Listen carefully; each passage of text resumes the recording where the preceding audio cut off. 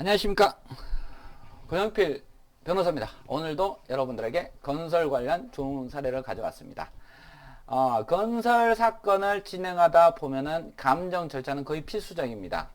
그런데 중요한 것은 감정 결과가 나의 마음에 들지 않았다고 하더라도 재판부에 이 감정 결과가 뭔가 불합리하다, 불리하다, 아니면 뭔가 근거가 잘못됐다라는 것을 주장 입증하지 않은 이상은 감정 결과를 그대로 추신해 버립니다. 더 나아가서 이 사건에서도 감정 결과가 두 개가 나왔는데, 원칙적으로 법원에서 이 감정 결과 중 하나를 추신하는 것은 법원의 재량입니다.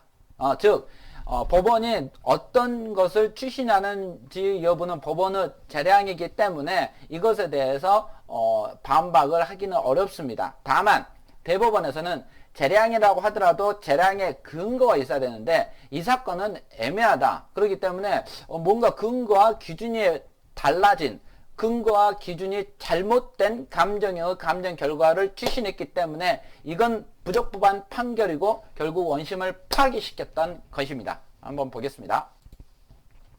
동일한 상황에 대해서 상이한 수개의 감정 결과가 있을 때 하나에 의하여 사실 인정하였다면 경험칙이나 논리법칙에 위배되지 아니해야 한다.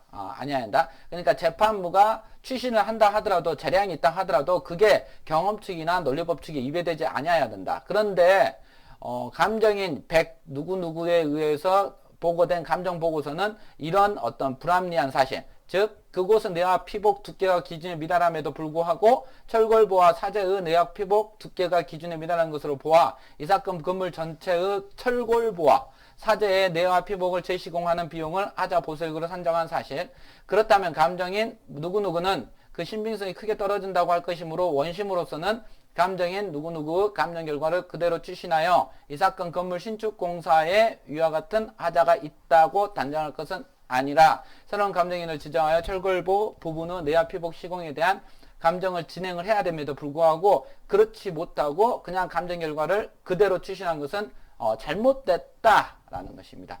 사실 대법원에서는 사실 판단을 하지 않기 때문에